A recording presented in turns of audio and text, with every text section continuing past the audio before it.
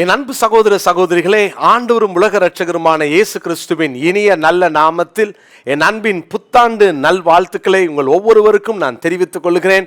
கர்த்தர் இந்த 2025ஆம் ஆண்டை உங்களுக்கு ஆசீர்வாதமாக்கி தருவாராக. சகலவிதமான நன்மைகளையும் கிருபைகளையும் தேவன் தந்தருள்வாராக. இம்மைக்குரிய மறுமைக்குரிய ஆவிக்குரிய சகல ஆசீர்வாதங்களாலும் உங்களையும் உங்கள் குடும்பத்தையும் கர்த்தர் நிரப்புவாராக. நீங்கள் இந்த வருஷத்தில் வாழ்ந்திருக்கணும். நீங்கள் இந்த வருஷத்தில் உங்கள் குடும்பத்தோடு ஆண்டவருடைய சகல ஆசீர்வாதங்களோடு நீங்கள் வாழ்ந்திருக்க உங்களுக்காக நான் ஜெபிக்கிறேன். உங்களையும் அன்போடு வாழ்த்துகிறேன். பிரியமானவர்களே, இந்த வருஷத்தினுடைய முதல் நாள் மாலை நேரம் 5 மணிக்கு நம்முடைய விருகம்பாக்கம் பேர்சபா ஜெப மையத்தில் வைத்து ஒரு புது வருட ஆசீர்வாத கூட்டத்தை நாம் ஒழுங்கு செய்திருக்கிறோம். குடும்பமாக நீங்கள் வந்து கலந்து கொள்ள அன்போடு நான் அழைக்கிறேன். இன்னைக்கு சாயங்காலம் 5 மணிக்கு நீங்கள் தவற விட்டுறாதீங்க. நீங்கள் வாங்க. 5 மணிக்கு நாம் இந்த கூட்டத்தை ஆரம்பித்து 7:30லேருந்து 8 மணிக்குள்ளே நம்ம முடிச்சிருவோம். குடும்பமாய் வந்து கலந்து கொள்ளுங்கள். கர்த்தர் உங்களை ஆசீர்வதிப்பாராக. தேவனுடைய சமூகத்தில் ஒரு புதிய நாளை நாம் துவங்குவோம். அதுபோல் இந்த வருஷத்தில் ஒவ்வொரு நாளும் அதிகாலை ஜெபத்தில் தவறாமல் கலந்து கொள்ளுங்க. 5:30 மணிலேருந்து 6:30 மணி வரைக்கும் கீழே இருக்கிற டிஸ்கிரிப்ஷனில் அந்த ஜூம் ஐடி இருக்கும். ஜூமில் கலந்து கொள்ளுங்க. தேசத்துக்காக சபைக்காக நாம் அதிகமாக இந்த நாட்களில் ஜெபிக்க போகிறோம். கர்த்தர் பெரிய காரியங்களை செய்வாராக. இந்த நாளிலும் கூட தேவன் நம்ம கொடுக்கிற வார்த்தையை நாம் தியானிக்க போகிறோம். சங்கீதங்களின் புஸ்தகம் 114ஆம் சங்கீதம் 3ஆம் வசனத்தை நான் வாசிக்கிறேன். 114ஆம் சங்கீதம் 3ஆம் வசனம். கடல் கண்டு விலகி ஓடிற்று, யோர்தான் பின்னிட்டு திரும்பினது. யோர்தான் பின்னிட்டு திரும்பினது. இந்த வருஷத்திற்காக அதிகமாய் ஜெபித்த போது ஆண்டவர் கொடுத்த ஒரு வார்த்தை இது. யோர்தான் பின்னிட்டு திரும்பினது. யோர்தானை குறித்து அதிகமாய் தேவன் தியானிக்கும்படி செய்தார். ஒருவேளை தேவனுடைய பெரிய ஆசீர்வாதங்களை நமக்காக தேவன் நியமித்திருக்கிறார். சகலவிதமான பெரிய நன்மைகளையும் நமக்காக தேவன் வைத்திருக்கிறார்.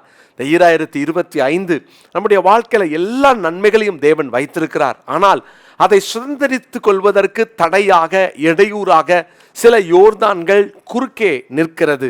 அந்த யோர்தான் வந்து ஒரு குவியலாக நிற்கிறது. அந்த யோர்தான் பின்னிட்டு திரும்பினது என்று வாசிக்கிறோம்.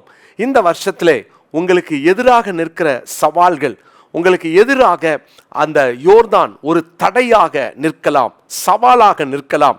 எப்படி இதை என்னை தாண்டி நீ போயிருவ அப்படின்னு ஒருவேளை அது சேலஞ்ச் பண்ணலாம். இந்த யோர்தான் என்பது ஒரு ஆவிக்குரிய மேன்மையான அனுபவத்தையும் குறிக்கிறது.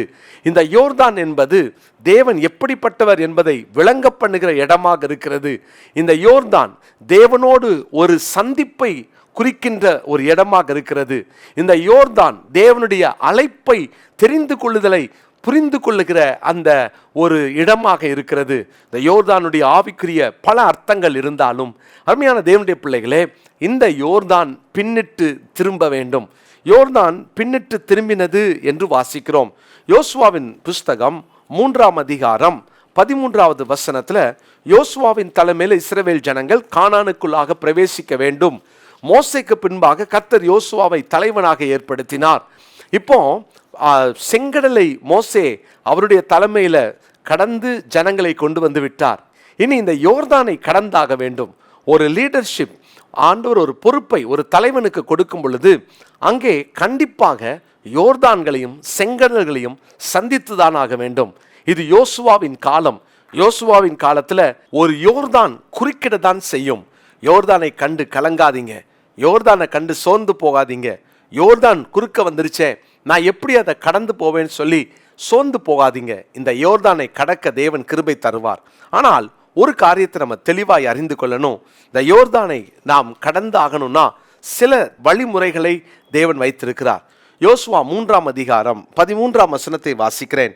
சம்பவிப்பது என்னவென்றால், சர்வ பூமிக்கும் ஆண்டவராகிய கர்த்தரின் பெட்டியை சுமக்கிற ஆசாரியர்களின் உள்ளங்கால்கள் யோர்தானின் தண்ணீரிலே பட்ட மாத்திரத்திலே மேலிருந்து ஓடி வருகிற யோர்தானின் தண்ணீர் ஓடாமல் ஒரு குவியலாக நிற்கும். இந்த யோர்தான் ஓடாமல் ஒரு குவியலாக நிற்கும். மேலிருந்து பாய்தல் என்று அர்த்தம். யோர்தான் என்றால் மேலிருந்து பாய்ந்து வருகிற யோர்தான் அப்படியே ஒரு குவியலாக நிற்கும். அது பாயாது, அது உறைந்து நிற்கிறது. ஆனால் அந்த வெட்டாந்தரையிலே இஸ்ரவேல் ஜனங்களை தேவன் கடக்க பண்ணினார். ஆனால் எப்படி இது நடந்தது? யோர்தானை குறித்து படிக்கும் போதெல்லாம் எரேமியா 12:5 யோர்தான் பிரவாகித்து வருகிறது. யோசுவா 3:15 யோர்தான் கரை புரண்டு ஓடி வருகிறது. யோர்தான் ஒரு மேலிருந்து பாய்கிறது. அப்போ நம்மை பயமுறுத்துகிற சூழ்நிலை, பயமுறுத்துகிற காரியங்கள் நமக்கு எதிராக இந்த வருஷம் இருந்தாலும், இந்த வருஷம் பயமுறுத்தக்கூடிய காரியங்களை கேள்விப்பட்டாலும், நமக்கு முன்பாக தோன்றினாலும் கலங்காதீங்க, சோர்ந்து போகாதீங்க. இந்த யோர்தானை கடக்க, இந்த யோர்தானை நாம் நிச்சயமாய் கடக்க தேவன் கிருபை பாராட்டுவார். இன்னைக்கு ஒரு காரியத்தை நான் சொல்ல விரும்புகிறேன். எப்படி இந்த யோர்தானை கடக்க முடியும், இந்த யோர்தானை எப்படி கடந்து போவோம்? அப்போ முதலாவதாக யோசுவா 3:8 உடன்படிக்கை பெட்டியை சுமக்கிற ஆசாரியரை பார்த்து, நீங்கள் யோர்தான் தண்ணீரின் ஓரத்தில் சேரும்போது யோர்தானில் நில்லுங்கள் என்று நீ கட்டளையிடுவாயாக. யோர்தானில் நில்லுங்கள். யோர்தான் கரை புரண்டு ஓடுது, காலை வச்சா இழுத்துட்டு போயிருமே, அது எப்படி நம்ம காலை வைக்கிறது? பெட்டியை சுமக்கிற ஆசாரியர்களின் கால்கள் யோர்தானின் தண்ணீரிலே பட்ட மாத்திரத்தில், யோர்தானின் தண்ணீர் 13 யோர்தானின் தண்ணீரில் பட்ட மாத்திரத்தில். அப்படின்னா ஆண்டவர் சொல்லிட்டாரு, காலை வை, காலை வை. காலை வச்சா இழுத்துருச்சுன்னா, போயிருச்சுன்னா, ஒருவேளை எனக்கு இந்த வருஷத்தில் எனக்கு என் வாழ்க்கை என்ன ஆகும், என்ன நடக்கும், எப்படி ஆகும், இந்த வேலையில் நிலைப்பேனா, அல்லது எனக்கு இந்த பிஸ்னஸ் எப்படி இருக்கும், நான் நினச்ச காரியம் வாய்க்குமா, 1000 கேள்விகளோடு யோர்தானுக்கு முன்னால் நீங்கள் நின்றுட்டுருக்கலாம். முதலாவது நீங்கள் கால்களை எடுத்து வையுங்கள். வேதம் சொல்லுகிறது, விசுவாசம் இல்லாமல் தேவனுக்கு பிரியமாய் இருப்பது கூடாத காரியம். அப்போ இந்த யோர்தானை கடப்பதற்கு முதல்ல செய்ய வேண்டிய காரியம், நீங்கள் கால்களை வையுங்கள். இதற்கு தேவை விசுவாசம். விசுவாசம் 1 யோவான் 5:4 நான் வாசிக்கிறேன். 1 யோவான் 5:4 தேவனால் பிறப்பதெல்லாம் உலகத்தை ஜெயிக்கும், நம்முடைய விசுவாசமே உலகத்தை ஜெயிக்கிற ஜெயம். நம்முடைய விசுவாசமே உலகத்தை ஜெயிக்கிற ஜெயம். இந்த விசுவாசம் இல்லாமல் நம்மளால் இந்த யோர்தானை கடக்க முடியாது. பிரியமானவர்களே, தைரியமாக கால்களை எடுத்து வையுங்கள். உங்கள் கால்கள், உங்கள் பாதங்கள் யோர்தானில் பட்ட மாத்திரத்திலே, ஏன்னா அவர் வாக்கு மாறாதவர், அவருடைய வாக்க விசுவாசிங்க. சொன்னவர் அவர் பொய் உரையாதவர், அவர் சொன்னால் செய்வார். எனவே கால்களை எடுத்து தைரியமாக வைங்க. நீ யோர்தானிலே மூழ்குவதற்காக 40 வருஷமும் கொண்டு வரல, யோர்தானில் செத்து போவதற்காக 40 வருஷமும் உங்களை அவர் வனாந்திரத்தில் நடத்தலை. இந்த வனாந்திர பாதையில் பகலிலே மேகஸ்தம்பத்திலும் இரவிலே அக்னி ஸ்தம்பத்திலும் மன்னாவையும் கிருபையாய் தந்து நடத்தினாரே, யோர்தானில் சாகடிக்கவா? அதனால ஒரு தெளிவாக ஒரு முடிவு எடுப்போம். நான் இந்த வருஷம் எத்தனை பெரிய சவால்கள் வந்தாலும் என்னுடைய தேவன் சொன்ன அந்த வார்த்தைக்கு கீழ்ப்படிந்து நான் விசுவாசத்தோடு கால் வைப்பேன், நான் விசுவாசத்தோடு கால் வைப்பேன். எபிரேயர் 11:33 நான் வாசிக்கிறேன். எபிரேயர் 11:33 விசுவாசத்தினால் அவர்கள் ராஜ்யங்களை ஜெயித்தார்கள், நீதியை நடப்பித்தார்கள், வாக்குத்தத்தங்களை பெற்றார்கள். ஆமேன். வாக்குத்தத்தங்களை பெற்றார்கள். வாக்குத்தத்தம் இருக்கு பிரதர், கானான் காத்திருக்கு. எஸ், ஆனால் எப்படி அந்த வாக்குத்தத்தத்தை பெற முடியும்? இன்னைக்கு நிறைய வாக்குத்தத்தங்களை நீங்கள் பெற்றிருக்கலாம், உங்கள் சபையில் சொல்லியிருக்கலாம், எல்லாரும் சொல்லியிருக்கலாம், நல்லது. ஆனால் நீங்கள் அந்த வாக்குத்தத்தத்தை சுதந்திரிக்கணும்னா விசுவாசத்தினாலே வாக்குத்தத்தத்தை பெற்றார்கள். அந்த வாக்குத்தத்தங்களை நாம் பெற வேண்டும். இந்த வருஷத்தில் உங்களுக்கு தேவன் கொடுத்த வாக்குத்தத்தங்களை நீங்கள் பெற்றுக்கொள்வதற்கு உங்களை அன்போடு வாழ்த்துகிறேன். பயப்படாதீங்க, விசுவாசத்தோடு முன்னேறுங்க. விசுவாசத்திலே அவன் வல்லவனானான் என்று ரோமர் 4:21 வாசிக்கிறோம். இந்த வருஷம் நம்ம எல்லாரும் விசுவாசத்தில் வல்லவர்களாக மாறப்போகிறோம். இந்த வருஷத்தில் கர்த்தர் விசுவாசத்திலே வல்லவர்களாக தேவன் நம்மை மாற்றட்டும். அந்த ரோமர் 4:21 நான் உங்களுக்கு வாசிக்கிறேன். இந்த நாளுக்குரிய மனப்பாட வசனமாய் அதை குறித்து கொள்ளுங்க. ரோமர் 4:21 தேவன் வாக்குத்தத்தம் பண்ணினதை நிறைவேற்ற வல்லவராய் இருக்கிறார் என்று முழு நிச்சயமாய் நம்பி தேவனை மகிமைப்படுத்தி விசுவாசத்தில் வல்லவனானான். ஜெபிக்கலாமா? நல்ல தாப்பனே, நாங்களும் வாக்குத்தத்தங்களை நம்பி விசுவாசத்தில் வல்லவர்களாக, விசுவாசத்திலே ஆண்டவரே நாங்கள் முன்னேறவும், விசுவாசத்திலே கால்களை வைக்கவும், விசுவாசத்திலே ஜெயிக்கவும் எங்களுக்கு அனுக்கிரகம் செய்யும். விசுவாசத்திலே நாங்கள் வேரூன்றி நிற்க எங்களை அர்ப்பணிக்கிறோம், எங்களை ஒப்பு கொடுக்கிறோம். விசுவாசம் எங்கள் வாழ்க்கையிலே குன்றி போகாதபடி, குறைந்து போகாதபடி, அதில் நிலைத்திருக்கக்கூடிய அளவு நாங்கள் தொடர்ந்து முன்னேற உதவி செய்யும். அன்றைய தொடர்ந்து இந்த வருஷம் முழுவதும் உடைய பிள்ளைகளை காத்து வழி நடத்தி அதிசயங்களை செய்து தேவைகளை சந்தித்து நன்மைக்கு எதுவான நாட்களாய் இந்த வருஷம் மாறட்டும். உங்கள் பிள்ளைகள் வாழ்ந்திருக்கட்டும், ஆசீர்வாதமாக இருக்கட்டும், உமக்குள் வேரூன்றி இருக்கட்டும், விசுவாசத்திலே வல்லவர்களாக இருக்கட்டும். இவர்களுக்கு எதிராக நிற்கிற யோர்தான்களை கடந்து வாக்குத்தத்தங்களை சுதந்தரிக்கட்டும். அப்படியே செய்வதற்காக உமக்கு நன்றி. உடைய நாம மகிமைப்படட்டும். இயேசு கிறிஸ்துவின் நாமத்தில் ஜெபிக்கிறோம் நல்ல பிதாவே, ஆமென். பிரியமானவர்களே, இந்த வருஷத்தின் முதல் நாளில் உங்களுக்கு ஒரு அற்புதமான காரியத்தை நாங்கள் சொல்ல விரும்புகிறோம். ஜெபத்தோடு ஒரு காரியத்தை திட்டம் பண்ணியிருக்கிறோம். 2025 வருஷம் முழு வேத புத்தகத்தையும் நாம் படித்து முடிக்க போகிறோம்.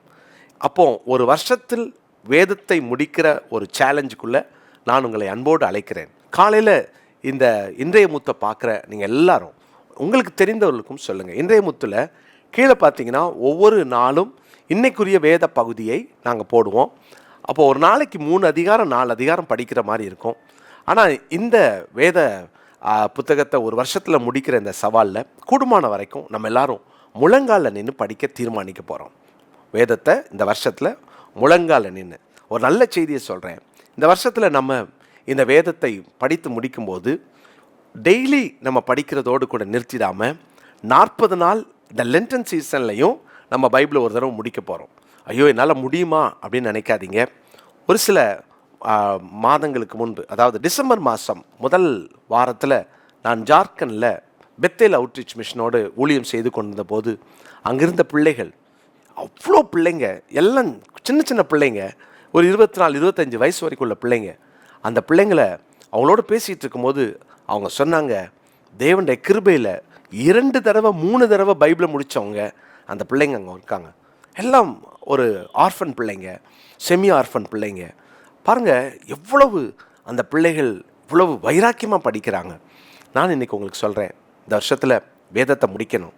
நம்ம பைபிளை முழங்கால நின்று படிக்க ஒரு தீர்மானம் எடுக்க போகிறோம். சோர்ந்து போகாதீங்க, என்னால் முடியலையே. உங்களால் முடிந்தால் இப்படி செய்யுங்க. ஆனால் வேதத்தை முடிக்கிறதுல ஒரு சேலஞ்ச் எடுக்க போகிறோம். நான் உங்களுக்கு உதவி செய்கிறேன். ஒவ்வொரு நாளும் நாங்கள் அந்த என்ன வசனம் படிக்கணும்னு அவங்களுக்கு போட்டுருவோம். அதை நீங்கள் படிக்க போகிறீங்க.